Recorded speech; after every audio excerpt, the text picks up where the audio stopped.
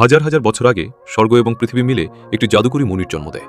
কিন্তু সেই মুনিটি জন্ম নেওয়ার সাথে সাথেই ভালো এবং খারাপ উভয় শক্তিকেই শুষে নিতে শুরু করে। এই দৃশ্য দেখে মহাগুরু তার দুই শিষ্যকে মুনিটি ধরে আনার জন্য পাঠান।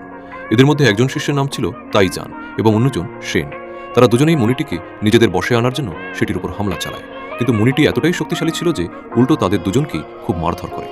অবশেষে মহাগুরু নিজের জাদুকরী মন্ত্র দিয়ে মণিটিকে বন্দী করে ফেলেন। এরপর মণিটিকে দুই ভাগে ভাগ করা হয়। এর মধ্যে নীল মণিটি ছিল ভালোর প্রতীক, আর লাল মণিটি ছিল মন্দের বা খারাপের প্রতীক।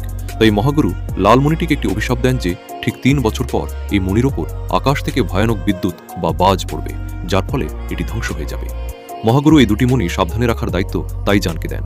এসব দেখে সেনের খুব রাগ হয়। সে প্রতিশোধ নেওয়ার জন্য লুকিয়ে রাজার প্রাসাদে চলে যায় এবং খুব চালাকি করে নীল মণিটি চুরি করে নেয়।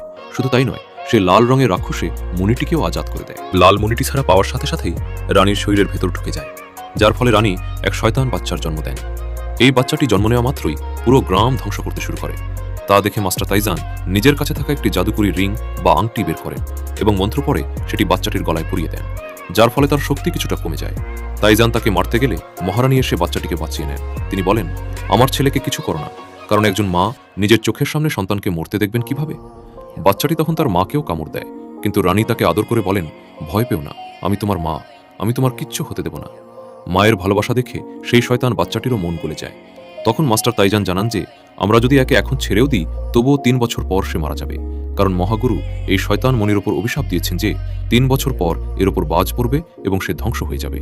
এ কথা শুনে মহারানী ভীষণ ভেঙে পড়েন। অন্যদিকে সেন সেই চুরি করা নীলমণিটি নিয়ে সমুদ্রের গভীরে চলে যায়, যেখানে ড্রাগনদের বন্দী করে রাখা হয়েছিল।